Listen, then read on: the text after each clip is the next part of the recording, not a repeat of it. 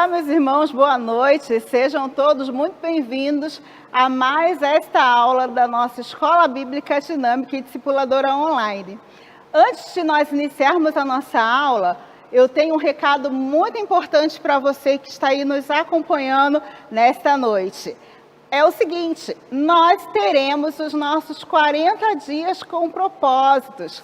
Sim, após um ano sem a gente ter os 40 dias, nós teremos agora no mês de julho. Então, para você que já está conosco há 2 anos, você sabe exatamente como funcionam os 40 dias. Mas quem está chegando ainda não conhece, então eu vou tentar explicar rapidamente para que você possa compreender um pouquinho o funcionamento desse projeto 40 dias com propósitos. Bom, é o seguinte, nós vamos estar então estudando o material Retorno à Santidade, ok? Esse material, esse livro, né, ele foi elaborado, foi escrito pelo pastor Gregory R. Friesel. E a gente vai então aproveitar esse material para nós fazermos o nosso estudo dos 40 dias com propósitos. Para quem não conhece, funciona da seguinte maneira. Durante 40 dias, nós faremos um momento de devocional, que pode ser individual ou em família, e você vai ter, então, uma leitura diária. Então, para cada dia da semana, você tem uma leitura. E nós vamos iniciar este material no dia 13 de julho, 13 do mês 7. E para que você não se perca, nós temos aqui o calendário da leitura diária. Então, está aqui o dia da leitura, qual é a leitura do dia, né? No caso, se é a primeira, se é a segunda, para que você justamente possa acompanhar. Então, está aqui com a data, o dia da semana, tudo certinho. E nós vamos começar, então, no dia 13 de julho, que será numa terça-feira. Por quê? Porque no dia 12 de julho, nós encerraremos a nossa atual revista, que é a revista, né, Os 10 Mandamentos para os Dias Atuais. Então, na segunda-feira será a nossa última lição. Já na terça-feira, dia 13, você já vai fazer a sua primeira leitura dos 40 dias com propósitos. E aí, de terça-feira à segunda-feira da semana seguinte, você estará, então, completando a sua primeira semana, e nós teremos na segunda-feira o resumo, então, de todos aqueles estudos que vocês fizeram durante a semana. Além disso, além da leitura diária, você também vai estar recebendo a agenda de oração, que são 40 dias também de oração, para que você possa estar intercedendo por algo em especial. Então, por exemplo, no primeiro dia, já está aqui o pedido de oração. Ore pelas pessoas que estarão participando dos estudos nesses 40 dias, para que consigam concluir a jornada tendo profundas experiências com Deus. E junto dessa agenda de oração, vai para você uma leitura bíblica, um versículo, no caso, para que você possa estar memorizando, e um hino do Inário para o Culto Cristão, que foi algo que me pediram bastante da última vez que nós fizemos 40 dias, que falaram, Cristina, põe um hino para a gente estar louvando ali naquele momento com a família. Então, eu escolhi aqui, são hinos conhecidos, nossos, então, para que a gente possa estar fazendo. Se você não conhece o hino, você pode baixar no seu smartphone, né, no seu computador, baixa o hino na internet e com certeza você vai ter um momento muito especial com a sua família fazendo o seu devocional. Como você pode ter esse material em mãos? De 2 maneiras. Você pode ter esse material em PDF, tá ok? Se você não quer ter o material impresso, não quer ter o material físico, então você pode pedir em PDF e nós vamos estar mandando para você para o seu WhatsApp. Se você quer esse material impresso, então você precisa me solicitar, porque a gente não quer desperdiçar material, papel, né? Então, pede para a gente pelo WhatsApp, que nós vamos deixar disponível para você, para que você entre em contato diretamente comigo, e aí a gente vai estar imprimindo, né, para que você possa ter esse material em casa, para manusear, para grifar, enfim, para anotar, fazer as suas observações, e aí você vai poder, então, ter esse material em mãos, tá, meus queridos? Então é isso, a partir do dia 13 de julho, vamos ter os nossos 40 dias com propósitos. E eu não posso também me esquecer de falar que durante os 40 dias, nós fazemos um propósito através de um jejum.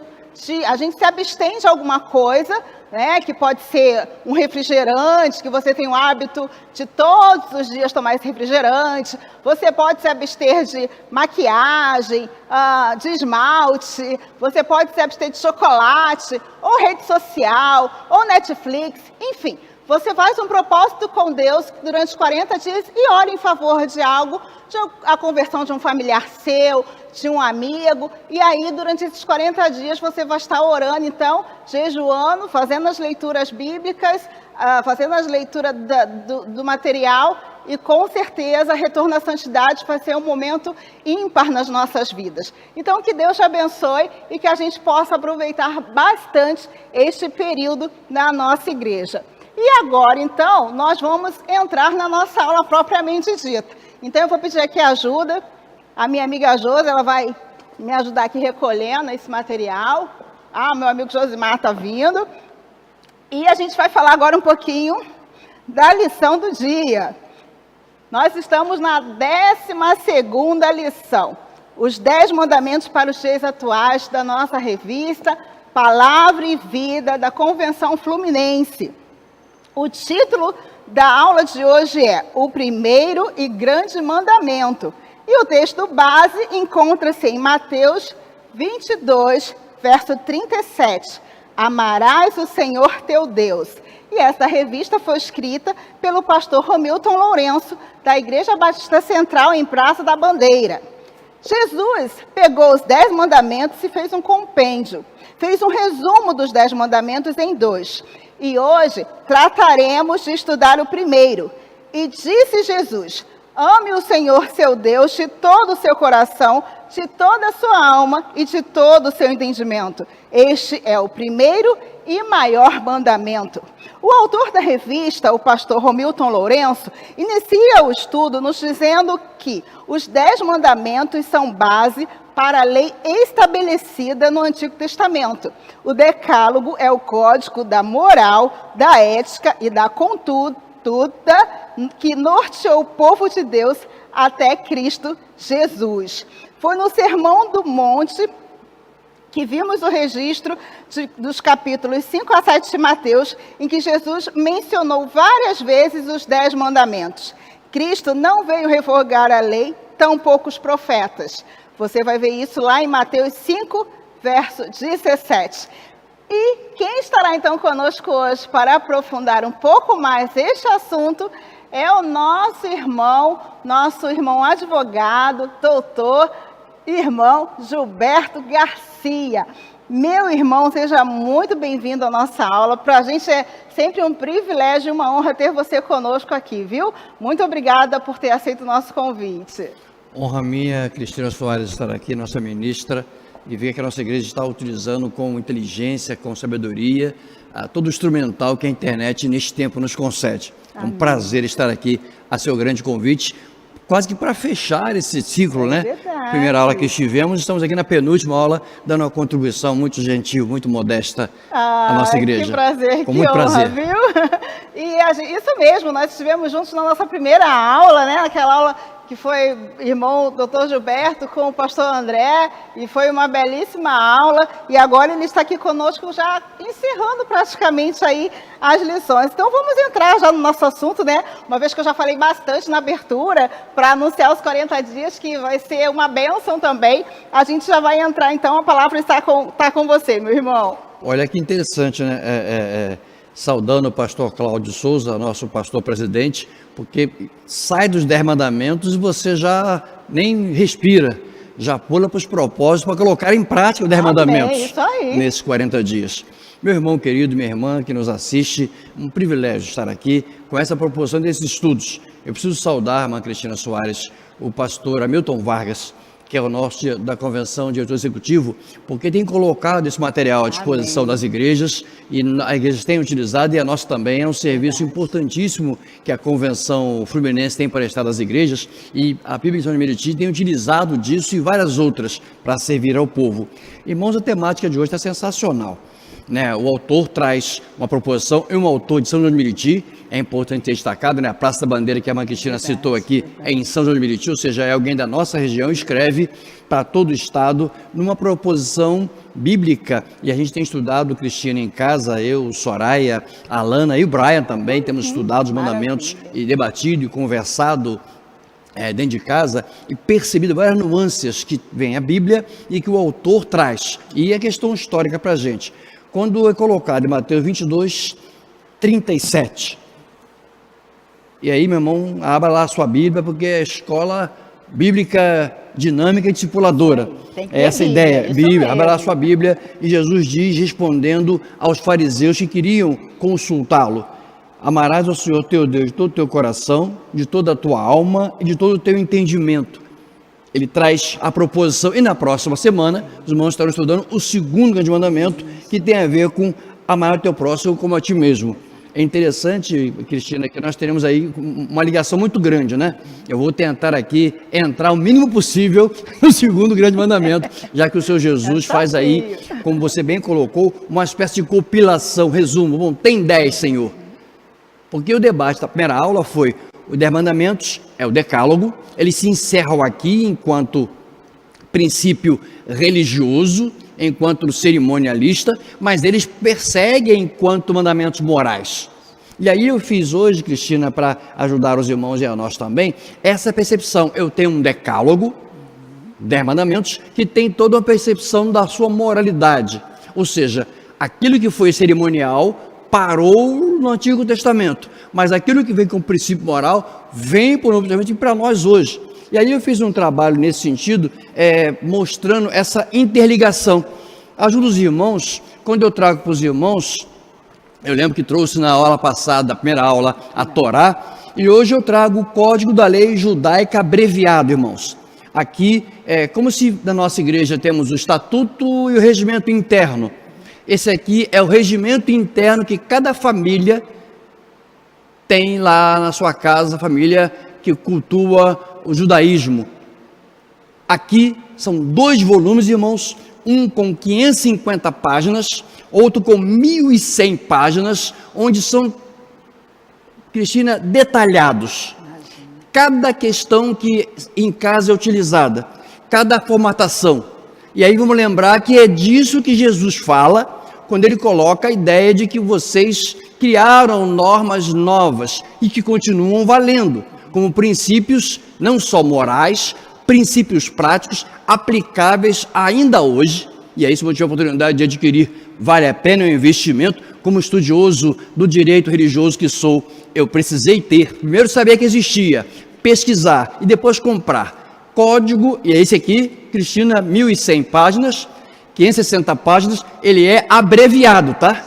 É o Código da Lei Judaica abreviado, escrito tanto em hebraico quanto na língua portuguesa. Ou seja, é bom perceber como eles trabalham com os mandamentos, trabalham com a Torá e desdobram a Torá em leis novas, em outros formatos, justamente para pretender que a família judaica possa seguir N ritos e N preceitos.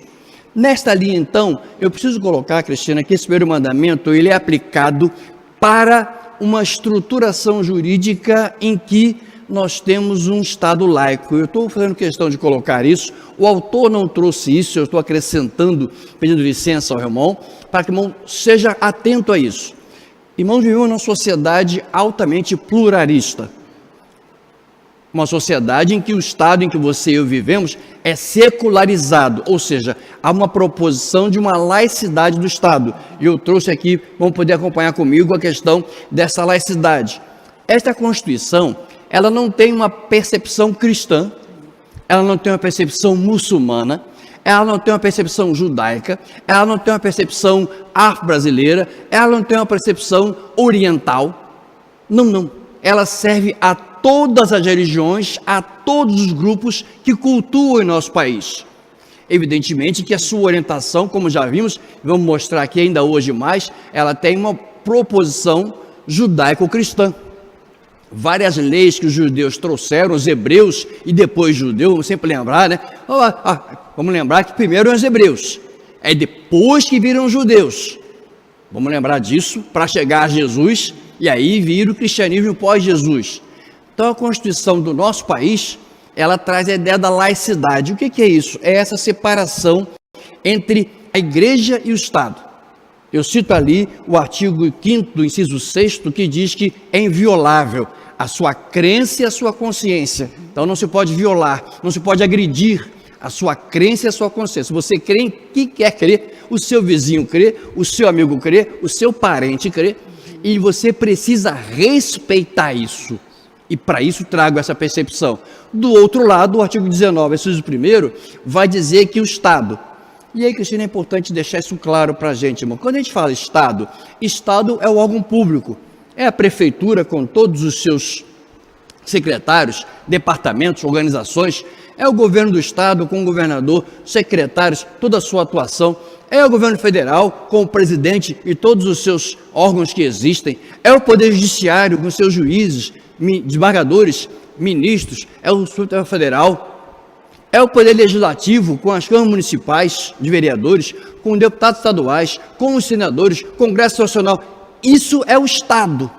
Quando você para na esquina e o sinal fecha para você, o Estado está agindo via prefeitura para normatizar o trânsito. Quando você tem que entregar a sua identidade num concurso público, o Estado está agindo e você se identifica como cidadão. Então, este Estado, como nós chamamos, este não pode ter religião em nosso país. Este Estado é laico.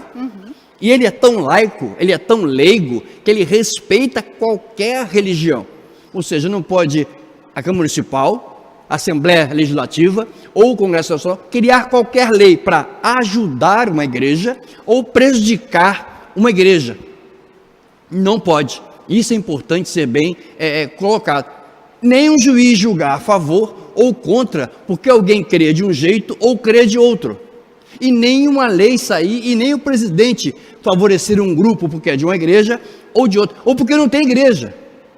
E isso garante a gente, irmãos, enquanto cristãos, enquanto evangélicos, cumprir o primeiro mandamento: amar a Deus sobre todas as suas forças. E Jesus vai e coloca como primeiro grande mandamento. E aí eu trago 4 mandamentos no sentido, Cristina, de relação vertical. Quero destacar isso. O legislador Moisés traz para a gente 4 mandamentos. Já estudamos. Não ter outros deuses. Isso está valendo ainda, professor Gilberto Garcia? Sim, é só você abrir em Timóteo 2,5, você verá no Novo Testamento o apóstolo Paulo orientando com a relação à questão da não adoração a outros deuses, a outros ídolos. Então você tem a reverberação no Novo Testamento. Então o princípio moral que cabia lá, continua aqui cabendo para você. Mandamento 2º, não farás imagem de ídolos. É só você abrir em João 5,21. E você verá lá o apóstolo João orientando a percepção da não adoração a outros ídolos. Mandamento 3º, não usar o nome de Deus em vãos. Volte a Timóteo, discípulo de Paulo, 1 Timóteo 6, verso 1. E eu não estou lendo aqui para você abrir em casa e ler. A referência é para você abrir em casa, estudar, etc., que a gente dá diretrizes, né? Por isso que eu gosto de brincar que aqui, em que pese eu ser professor universitário, aqui eu sou um facilitador. Aliás, Gilberto, aproveitando que você está dizendo para eles os versículos, vamos desafiá-los a escrever no chat, então. Boa! Né, que eles provem que, de fato, estão manuseando a palavra de Deus. Então, cada um desses textos que o irmão doutor Gilberto está aqui anunciando para a gente, escreva aí no chat. Mostre que você, de fato, está com a sua Bíblia acompanhando a nossa aula de hoje. Essa dica é pérola. Então, de novo, primeiro mandamento, 1 Timóteo 2,5. Segundo mandamento, 1 João 5,21. Terceiro mandamento, não usar o nome de Deus em vão. Voltamos a Timóteo. Lembrando sempre, como dissemos aqui na primeira aula, que Deus é título, Deus não é nome. Já aprendemos isso aqui. Por isso Jeová Rafá, Jeová Nissi, ou seja, nós temos o que nós chamamos de adjetivações do nome de Deus. O nome de Deus é tão sagrado que o judeu não pronuncia. Nós é que transliteramos o tetragrama sagrado para Javé, que virou Javé, que virou Jeová, e nós trabalhamos com a percepção de Jeová, mas que também não é o nome de Deus, porque o nome é impronunciável, o chamado tetragrama sagrado. Então, não chamar o nome de Deus em vão tem a ver com você não colocar este nome de outro formato, 1 Timóteo 6:1. E o quarto mandamento, que tem a ver com relação vertical, ou seja, é você criatura, é você humano com Deus. Relação vertical, de baixo para cima. O mandamento não é de cima para baixo, é de baixo para cima. É vertical porque você está aqui enquanto criatura e o Criador está aqui. Então é você que reverencia o Criador, é você que cumpre o mandamento em deferência, em referência, em reverência ao Criador. Por isso, como bem colocado já por nós no primeiro encontro e outros aqui bem disseram, o sabá tem a ver justamente com aquilo que depois se chamou de sábado, que na cultura nossa veio virar o sétimo dia. Vamos lembrar sempre disso, né? Quando os ingleses criam lá na Revolução Industrial a famosa semana inglesa, e que depois foi copiada no mundo inteiro, nós estamos falando no século XVII, meu irmão. Por favor, século XVIII, etc. Não tem nada a ver com esse sétimo dia lá do texto sagrado. Já explicamos isso aqui, que tem a ver com você ter um período do seu tempo para que você possa descansar, repousar, e a igreja cristã adotou o domingo em função de Jesus ter ressuscitado no domingo, dos apóstolos terem feito cultos no primeiro dia da semana, como eles o tinham. Então esse descanso aqui é descanso com o Senhor, necessariamente, e o descanso que você precisa ter, respeitando o seu corpo, de ter 1/7 desta semana para repousar, para descansar e também o santificar, adorando ao Senhor. E aí, mas olha, eu tenho escala de trabalho, eu trabalho diferente, já discutimos isso aqui. É você que vai se resguardar para ter 1/7 do seu tempo em descanso, porque o Senhor descansou e não precisava descansar, mas para dar exemplo que a gente, como ser humano, repor energias. Por isso que você tem 30 dias de férias no ano. É exato. Por isso que você não pode trabalhar, Cristina, 24 horas direto. Você tem que trabalhar um X período, entre uma jornada e outra tem que ter 11 horas de intervalo. E por que isso? Ah, porque a lei quer cumprir a Bíblia. Não, porque a lei quer cumprir a sua saúde. A lei quer que vocês peguem às 6 da manhã, e se você por acaso sair meia-noite daquele dia, por alguma situação que aconteça lá emergencial, você não pode pegar às 6 da manhã do dia seguinte. Entre uma jornada e outra de trabalho, tem que ter 11 horas de descanso. Orientação do segmento bíblico, a inspiração bíblica, a influência judaico-cristã no nosso sistema. Vale lembrar que essa Inglaterra que eu citei aqui, ela queria a semana inglesa depois que ela tinha a jornada de 20 horas. Naquele tempo passou a ser assim. Por isso que o pessoal mais antigo solta loas, bate palmas, e com razão a Getúlio Vargas, presidente, quando ele junta as leis todas e cria a chamada Constituição da Lei do Trabalho, a CLT, para resguardar esses direitos. 4 mandamentos, você, Deus. E aí vamos para os outros 6 mandamentos. Relação horizontal, Cristina. Isso aí. Criatura. E aí, será que o pessoal está anotando lá?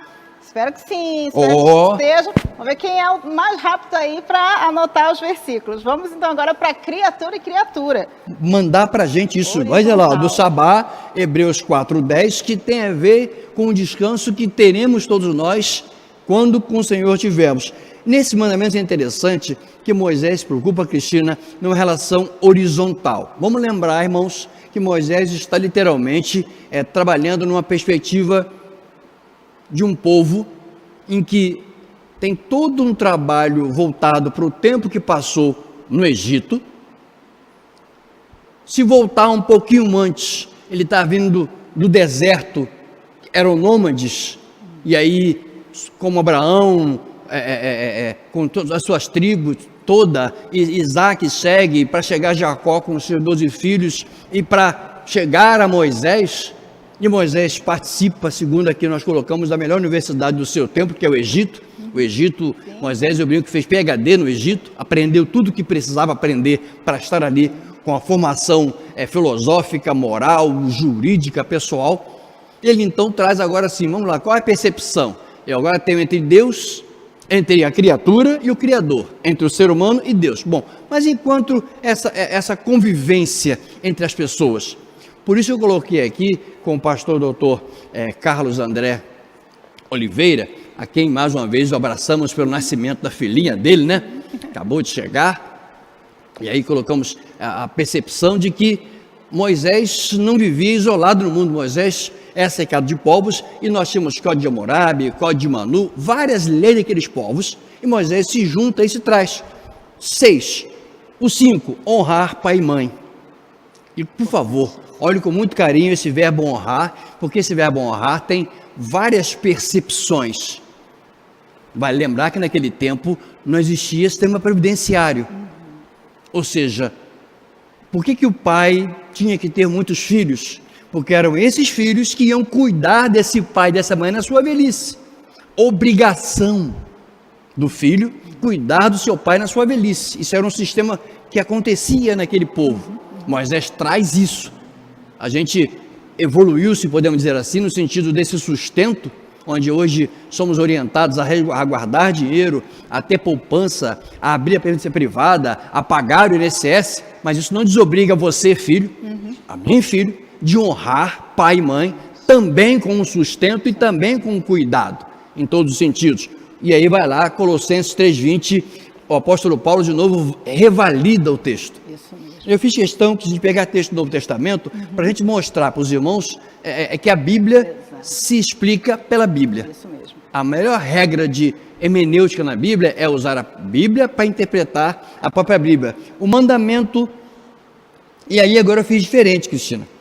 Porque se na parte de cima eu citei a Constituição Federal, criatura, criador, e eu citei artigo 5º, inciso 6º, artigo 19, inciso 1º, eu agora trago para a lei civil. O artigo 1634 do Código Civil. Olha que interessante, né? Moisés traz o honrar pai e mãe, Paulo valida isso, e o Código Civil brasileiro vigente, em 2002 aprovado, diz que você, filho, tem um dever, não é faculdade e não é bondade, é dever, é obrigação de resguardar seu pai e sua mãe. Depois se abre lá o Código Civil brasileiro vigente, artigo 1634, inciso 1º. E aí eu fiz essa questão, eu tenho o Antigo Testamento, eu tenho o Novo Testamento e eu tenho lei civil. Aí eu demonstro a influência da orientação judaico-cristã na legislação brasileira. Vou adiante, Cristina, no 6º, não matar. Aprendemos isso lá em Êxodo. Mateus 5:21 vai repetir de igual maneira esse evangelista, a orientação de Jesus. E aí eu sei que você conhece, porque isso já é mais comum, né? Está lá no artigo 121 do Código Penal, o pessoal já sabe de cor, muitas vezes, está lá, matar é crime, matar é tirar a vida de alguém. Se esse alguém está vivo, tem o direito de viver. E aí, Cristina, tem um negócio interessante, que a gente chamou na primeira aula nossa, e eu enfatizo hoje, meu irmão e minha irmã, independente do que tem na lei, do que a justiça julga, do que os governantes fazem, existem direitos naturais, que são inerentes a você e a mim, Cristina. E um desses direitos principais é o direito à vida. Vamos só lembrar que povos antigos, vikings eram um desses povos, e outros povos, aliás, há até um debate no Brasil hoje, em que tribos indígenas também praticam algumas, segundo eles, visões culturais, e que quando nasce uma criança, e essa criança tem alguma excepcionalidade que dificultará a sua vida em sociedade, esses pais têm o direito, Cristina, a família tem o direito de levar à sociedade, e povos antigos faziam isso, e as pessoas reconheciam que aquela criança tinha uma dificuldade, enquanto bebê, de prosseguir na vida, e hoje discute-se muito o que algumas tribos no Brasil têm se debatido isso, inclusive, teriam direito de fazer pela sua cultura, ou seja, de sacrificar essas vidas. E aí nós estamos atentando a um direito natural que o ser humano tem, a partir da sua concepção, que é o direito à vida. E não importa qual a cultura que exista, porque matar continua sendo crime. A gente tem debatido muito isso no meio jurídico, inclusive, até que ponto essas tribos, que são afastadas, desconhecidas, etc., teriam esse direito. E temos debatido muito isso, porque no Brasil temos a FUNAI, para aqueles indígenas que não são aculturados, que não são aculturados, justamente que não participam da cultura, são afastados, mas eles não são um outro país. Eu lembro de um debate com um deputado algum tempo atrás, eu disse isso, deputado, o fato de eles estarem no ponto do local distante, atravessou a fronteira, botou o pé no Brasil, o que vale é esse negócio aqui, olha. Pouco importa o time que ele torce, para o que ele crê, onde ele vive e, por consequência, o Código Penal. Esse é um debate colocado, e aí nós, enquanto cristãos evangélicos, reafirmamos que matar é crime. Vou adiante, e no 7º mandamento, Cristina, que é a relação horizontal, o não adulterar. 5:28 de Mateus reenfatiza isso. Mas aqui eu gostei muito quando assisti aqui a aula, Cristina, e eu agora está me falhando quem participou com a gente, mas o autor faz essa ênfase do adultério social. Sim, achei interessantíssimo a ênfase que o professor aqui na hora colocou com relação de adulterar é tentar, de alguma forma, tirar a questão que é original. Quando você vai no posto de gasolina, colocar no seu carro combustível, e eu vou, e por acaso colocam lá ou álcool, ou diesel, ou gasolina adulterada, é porque misturaram com alguma coisa, e o seu motor vai sentir a diferença, o motor do seu carro, a diferença. Quando você faz um contrato, e depois do contrato assinado, alguém coloca uma cláusula lá embaixo que você não viu, não leu, não assinou, se adulterou esse contrato. Eu achei interessantíssimo o autor da lição, é aqui enfatizamos que se eu tenho gatonete, eu estou adulterando, eu estou descumprindo um contrato. E aí ele cita várias situações, inclusive de vínculo empregatício aqui, de patrão que não paga imposto, achei sensacional, eu assisto a nossa EBD online, e a lição foi interessante, ou seja, a visão do adultério, marido, mulher, entre casal, permanece, mas não é só esta, e o autor trabalhou essa linha, eu achei importantíssimo, porque alerta a gente que há vários outros tipos de adultério, em que estamos aí ensejados com a sociedade, ou participando, ou concordando indiretamente, e o texto sagrado diz que é pecado, e Mateus traz em 5:28 essa percepção. Mas aí, Cristina, eu vou para o Código Civil de novo. Artigo 1304, meu irmão, além do texto que a Cristina colocou para você botar, vá para o Dr. Google, abra lá o Google, 1304 Código Civil, e aí lá ele faz essa ênfase à questão familiar. Lá o Código diz que é dever, de novo, não é favor, não é possibilidade, não é faculdade, é obrigação, é dever. Você ser fiel dentro do seu relacionamento conjugal. É dever ser mulher, é dever ser esposa, é dever ser o marido, é dever ser o homem, dentro do relacionamento conjugal, o dever de fidelidade. E isso está escrito, mas doutor, está na Bíblia? Sim, também está. Mas o Código Civil, no contrato que você fez de casamento, diz isso. E aí, Cristina, dica importante, essa semana agora, o Conselho Nacional de Justiça baixou uma norma que para os noivos será muito boa. A pessoa chega num cartório, Cristina, e ela não tem noção de qual o tipo de contrato que ela está fazendo. Porque ela assina lá o documento e recebe uma certidão. Só que ela não sabe, muitas das vezes, e quem reconheceu isso foi o Conselho Nacional de Justiça, ligado ao Supremo Tribunal Federal, de que a pessoa nem sempre tem noção. Agora baixou-se uma norma que o cartório vai ter que explicar à pessoa, entregar ela algum documento antes que ela assine, para que ela diga, olha, agora eu sei o que é que eu estou assinando. Porque ela recebe só a certidão, o contrato fica no cartório, e esse contrato tem as regras aonde? No Código Civil. Mas eu não sabia disso. Bom, devia de saber, você assinou um contrato, você é casada, por isso que eu brinco, completei agora, essa semana agora passada, pela graça de Deus, dia 15 de junho, 30 anos e eu brinco sempre com ela, de sociedade conjugal. Sou sócio de Soraya Garcia, são 30 anos, pela graça de Deus, boda de pérola. Pastor Cláudio nos abençoou, Cláudio Souza, com uma palavra abençoadora, e muitos irmãos puderam participar. A gente te agradece mais uma vez, peço licença, Cristina, para fazer isso. Nesse contrato, há um contrato firmado que temos de sociedade conjugal, e esse contrato tem deveres e direitos, obrigações e prerrogativas para os dois. De novo, irmãos, Moisés preocupado com a relação horizontal. Como é que as pessoas vão conviver? Cristina, vou para o 8º. Não furtar. Não furtar, como o texto já diz, é tomar alguma coisa sem que alguém saiba. Qual a diferença entre roubar e furtar, irmãos? Já emendo diretamente. Quando você rouba, você está praticando uma violência. Então, ao praticar uma violência, aquele que seria só furto vira roubo. Quando você rouba e não pratica a violência, você, para a lei, está praticando um furto. Então, o roubo é um furto com violência. O furto é um roubo sem violência. Como é que alguém rouba sem violência? Alguém passa na rua por você e bate sua carteira, como diz popularmente. Você nem viu quem levou. Você foi furtado. Alguém roubou seu carro na rua e levou seu carro. Você foi furtado. Invadiu a casa, com a casa vazia. Você foi furtado.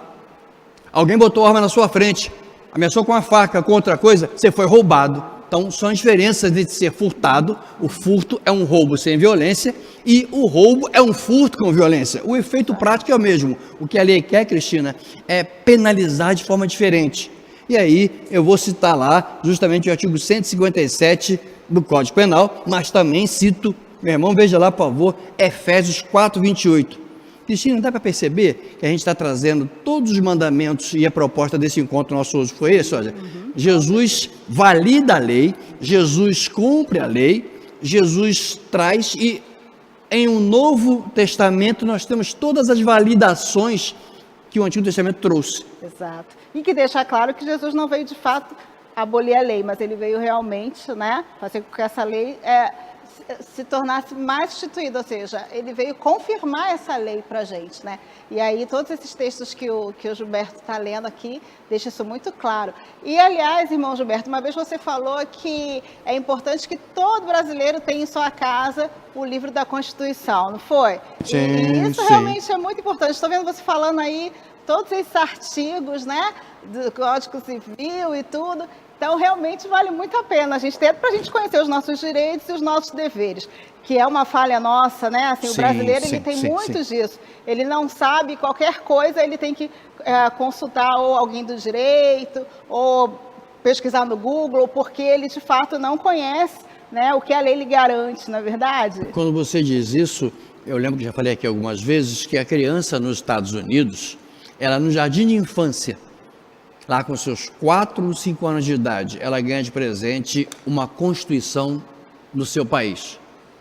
E a partir dali ela percebe que este livro é o livro que vai organizar, fundamentar, orientar a sua vida. Então, se na sala de aula alguém a ofende, alguém de alguma maneira bulina ela moralmente, ela é ensinada pelos pais em casa a dizer, my lawyer, meu advogado, vou procurar meu advogado. Ela já sabe que ela tem direitos. Olha aí. E aí ela aprende a trabalhar com esse direito a partir da sua casa. O nosso sistema no Brasil, Cristiano, de alguma maneira, afastou isso, e a pessoa que reivindica seus direitos, a pessoa que coloca as suas posições, ela de alguma forma, em função da cultura latina que nós temos, a cultura que passa a mão na cabeça, que é conivente, que é conveniente, e como foi colocado aqui na lição pelo pastor Dr. André, nessa lição agora sobre o falso testemunho, e vou chegar nele exatamente agora, a questão de que você passa adiante uma fake news. Você não confirmou, você não comprovou, você não testou, mas você passou adiante.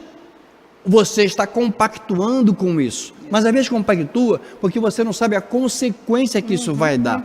Então, insisto, é importantíssimo que você tenha na sua casa, e agora o Google nos ajuda, a Constituição Federal, um Código Civil, até porque quando você conhece isso, esse é um desejo de advogados, porque quanto mais você conhecer os seus direitos, mais você vai procurar colocá-los em prática. E quem vai ajudar você a fazer isso? no Brasil estamos aí, somos advogados, aqui estamos para isso, estamos estudando, experientes, etc. Mas porque você conhece. E aí quando você não sabe nem que você tem direito, você não vai procurar porque você não sabe que você tem direito. Ah, poxa, mas todo mundo agora quer reclamar alguma coisa, quer ter direito. Sim, porque todos têm direitos. E não tem de agora não. Por isso que quando eu vi a lição desse período para a gente, eu achei sensacional, na linha de que, poxa vida, estamos voltando à Bíblia numa ótica originária. A gente raramente estuda Levítico, raramente estuda Deuteronômio, raramente estuda os livros de Êxodo, ou seja, Números, que são livros que têm todo o fundamento legal e que é aplicado. Quando eu disse para uma advogada no debate, agora há pouco tempo atrás, numa palestra que dei no sindicato em que assessoro, eu falava sobre a questão do direito da mulher, da licença maternidade. Quando eu disse para ela, durante o debate, que isso estava na lei de Moisés, peraí, doutor, o que é isso? Eu disse, olha, a nossa Constituição Federal, a partir de 1988, passou de 90 dias, eram 90 dias, para 120 dias, 88. Moisés, lá quando faz a sua legislação, já diz, mulher, se tiver um filho homem, são 40 dias, você tem que ficar descansando. Era direito sanitário, Cristina, de recuperação física. Se for filha mulher, 80 dias. Meus irmãos, só em 88 que a gente passou de 90 para 120.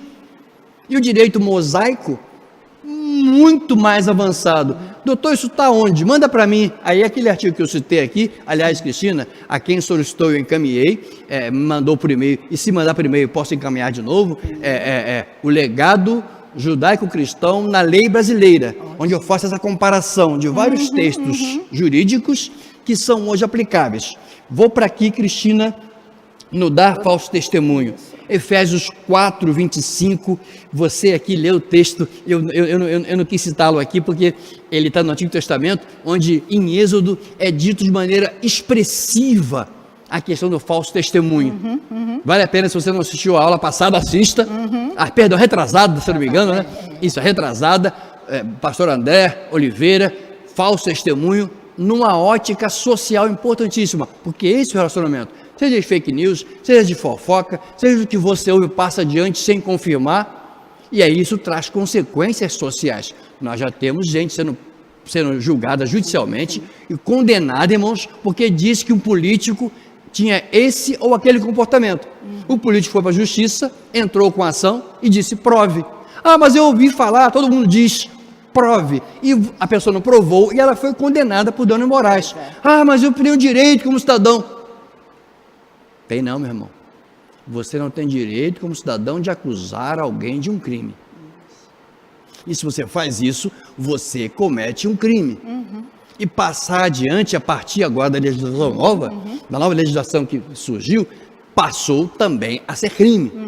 Estamos avançando muito nisso e eu dou graças a Deus nesse sentido. Vou adiante, Cristina, e fecho com o não cobiçar. Perdão, o não dar falso testemunho, artigo 342 do Código Penal, meu irmão.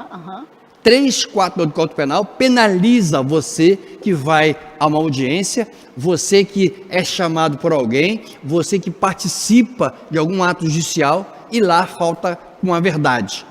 Nos Estados Unidos você deve ver televisão, ver filme, bota a mão na Bíblia. Aqui não bota na Bíblia. Interessante. Mesmo lá sendo um estado laico, um país leigo, eles têm essa tradição. Aqui não. Aqui você jura com base na lei do país e você se compromete com ela e é punido se você não a cumpri-la necessariamente. O não cobiçar é que foi interessante.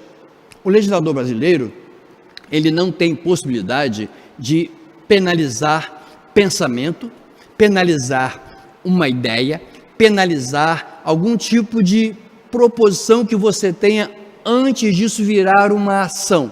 Ou seja, a lei nossa não prevê que ninguém seja punido por ter boa ou má intenção. Você é punido quando você materializa esta intenção e ela traz prejuízo a alguém, a pessoa. O fato de você pensar, o fato de você cogitar, o fato de você querer isso, não traz penalidade.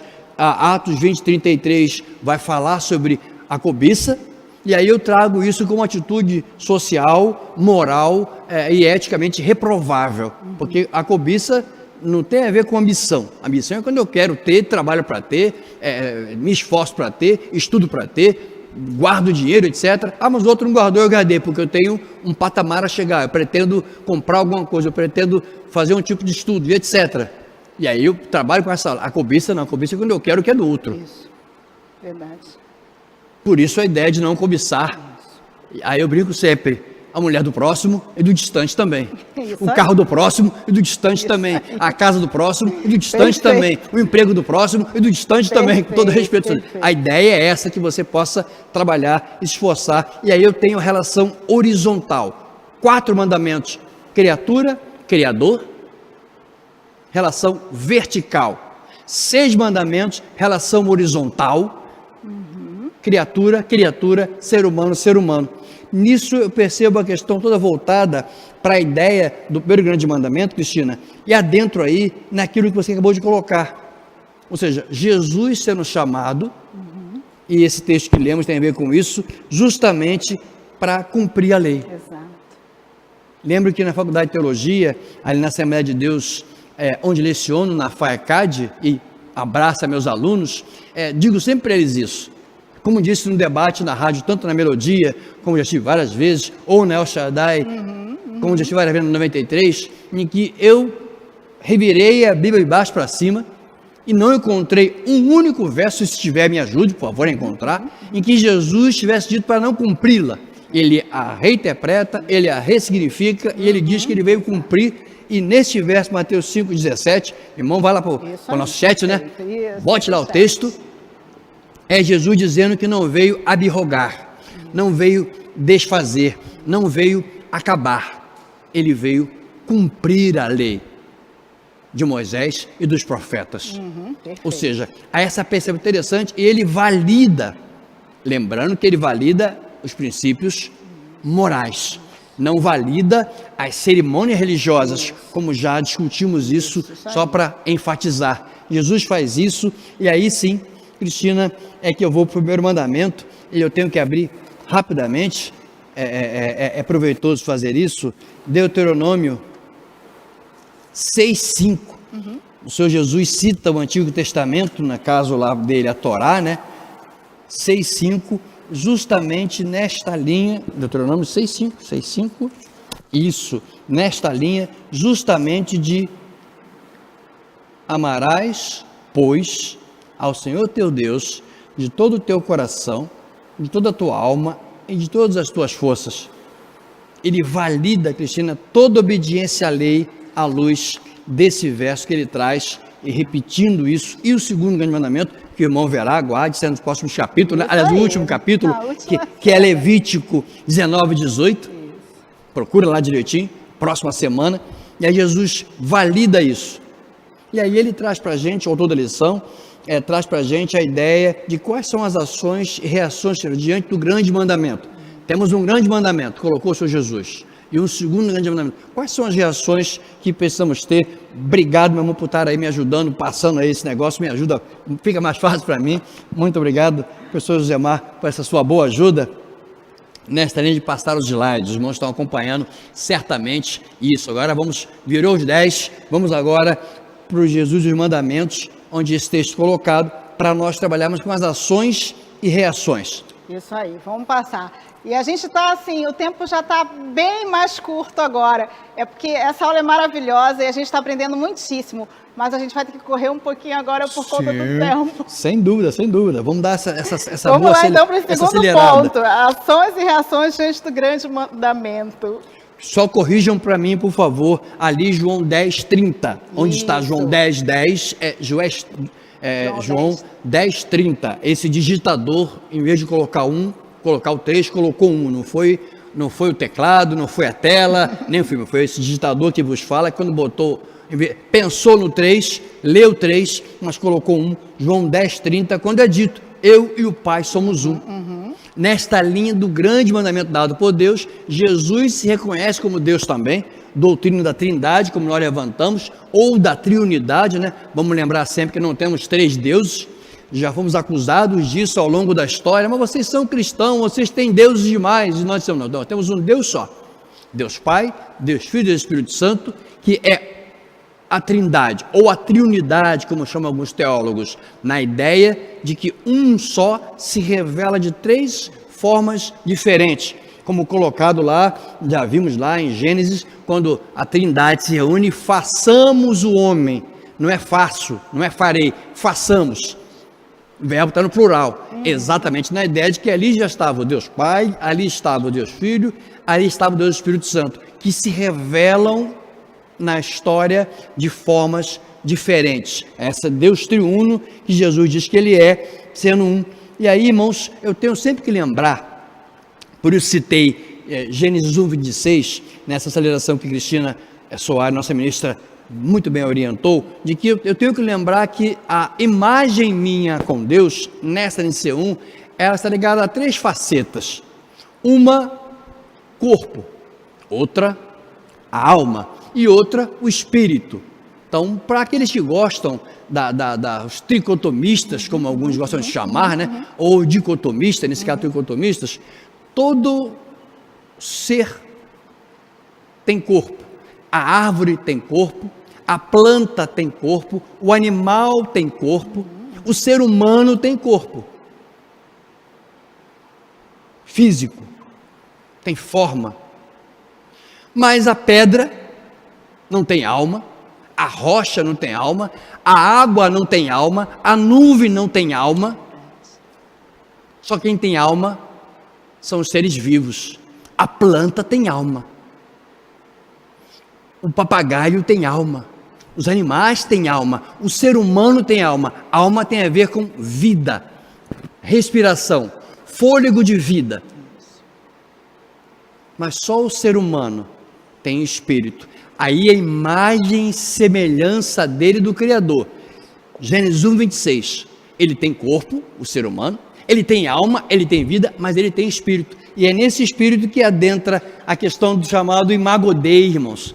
É só o ser humano que tem raciocínio, pensa, fala. Ah, o papagaio repete o que você fala. Não, mas já tem lá o macaco que conhece a linguagem de Libras. Não é minhas irmãs da Libras. Tem, ele foi treinado. Ele não pensa, ele foi treinado, como tem bichos que atuam em circos, e antigamente mais, hoje não é mais possível, em outros lugares, etc., que são treinados. Ah, mas aquele bichinho, a lágrima desce nos olhos dele. Não, aquilo é instinto de sobrevivência, aquilo não é sentimento, só quem sente é o ser humano.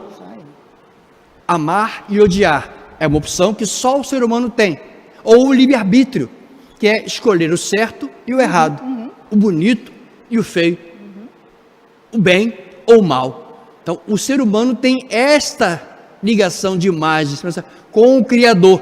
Por isso é importante registrar isso quando a ideia de você reage ao grande mandamento, porque os outros seres, a pedra, o cachorro, o animal, as árvores, o mar, não vão reagir ao primeiro mandamento, porque não tem esta ligação com o Criador.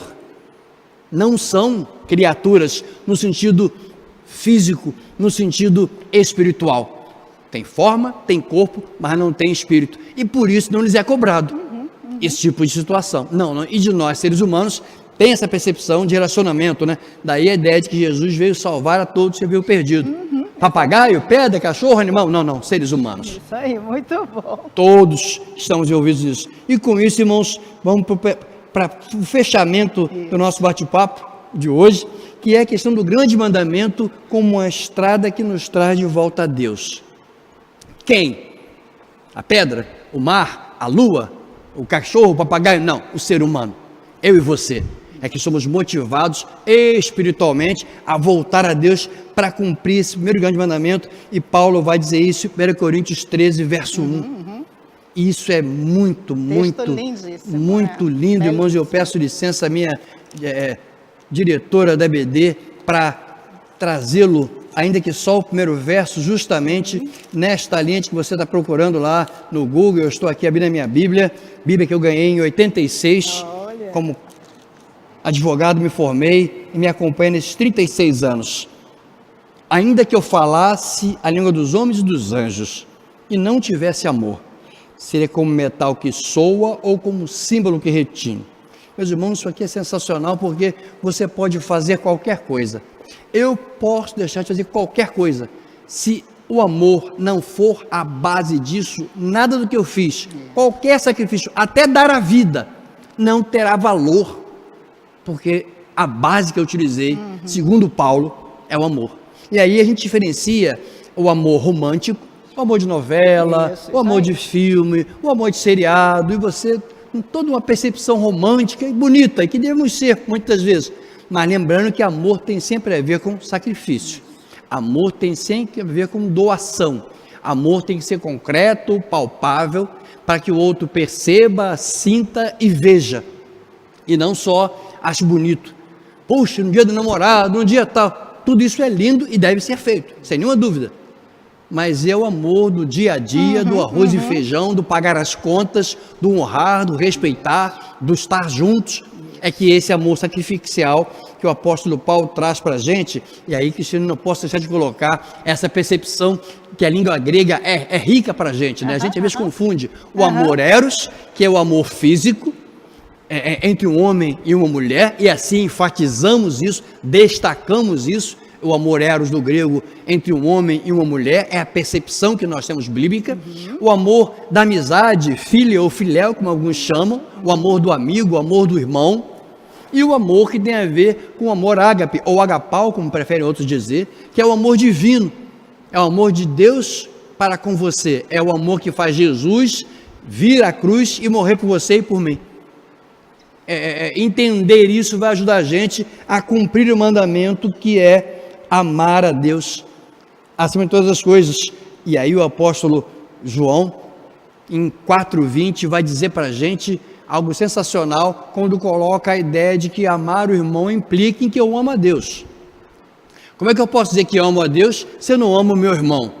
Opa, então uma grande prova de que eu estou cumprindo o grande mandamento, não é que eu venho à igreja, não é que eu entrego o dízimo, não é que eu canto no coro, não é que eu prego bonito, não é que eu faço e deixo de fazer, ou que oro e alguém ressuscita, ou que oro e alguém doente fica bom. Não, nada disso comprova este amor, e quem diz isso é o apóstolo João, meu amor.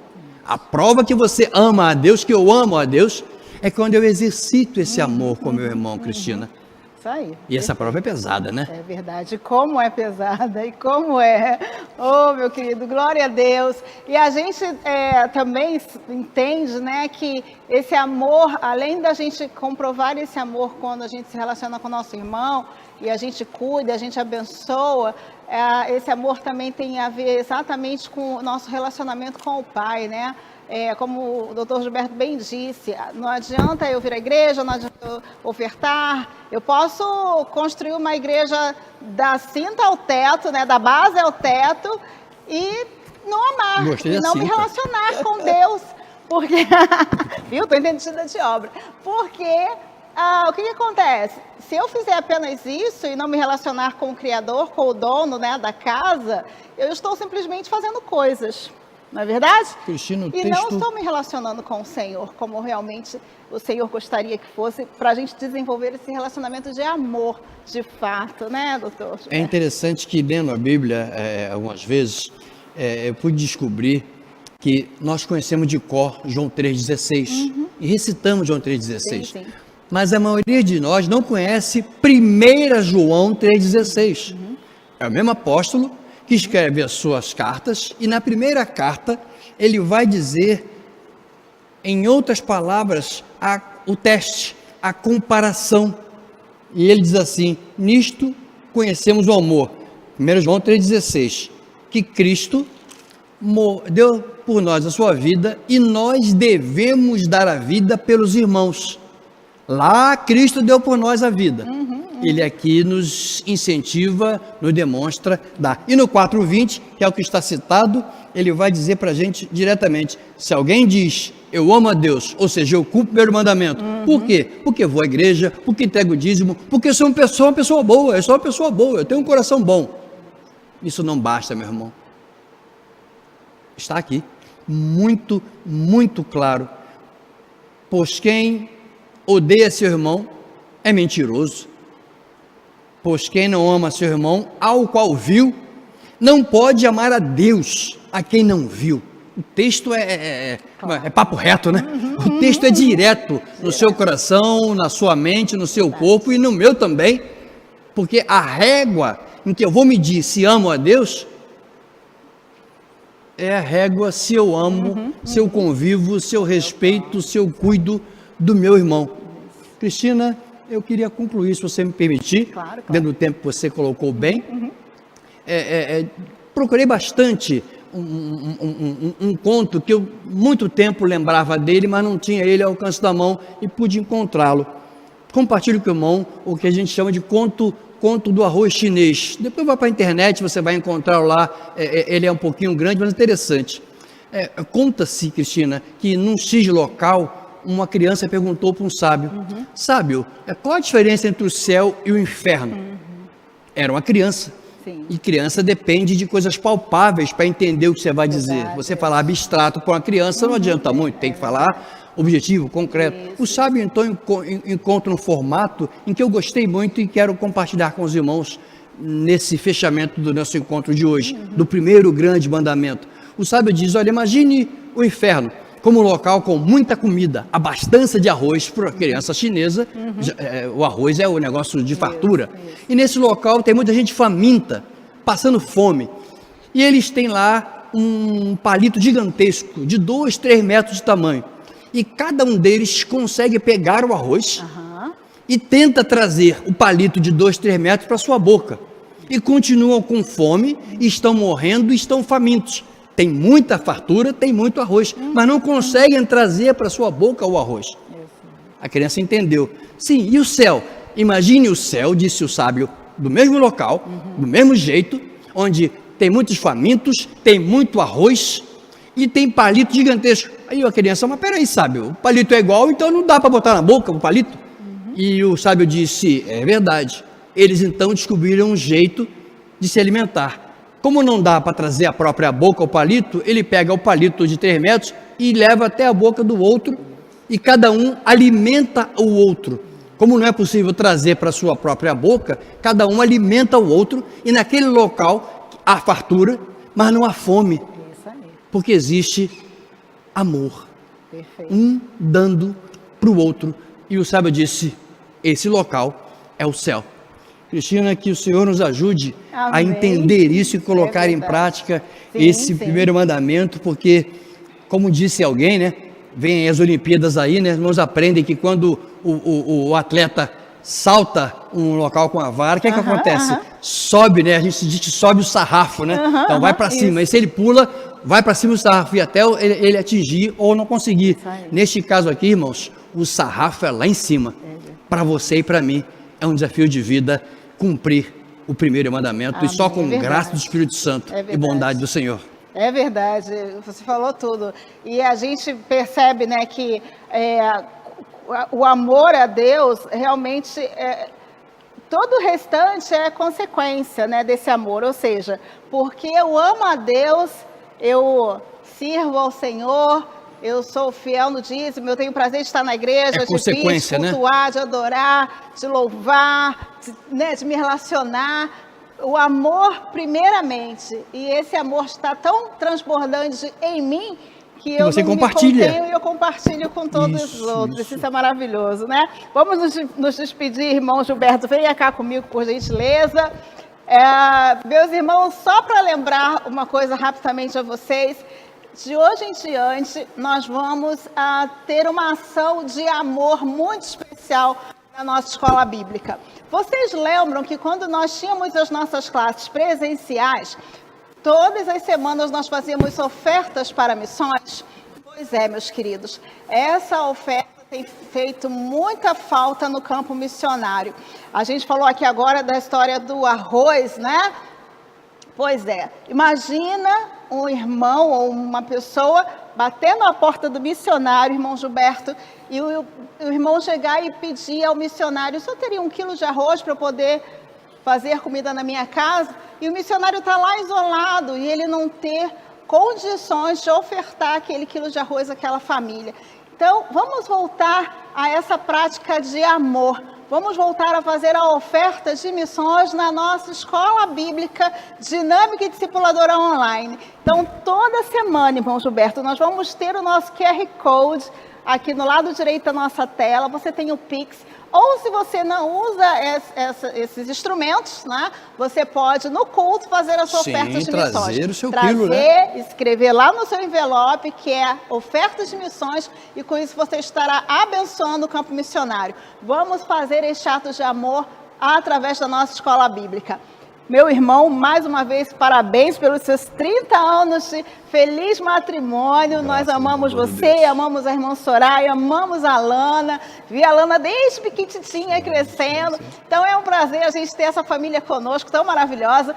E a vocês, meus irmãos, que acompanharam a nossa aula, muito obrigada pela sua companhia, obrigada por você estar aí aprendendo a palavra de Deus. Continue firme nesse propósito, compartilhe o link e até a nossa próxima aula. Quer falar algo, irmão? Só para dizer parabéns pela condução do trabalho e, meu irmão, leia, estude, ore, porque é só graça do alto para nos manter aí em pé e firme durante esse tempo pandêmico que o Senhor tem nos ajudado a expressar este amor.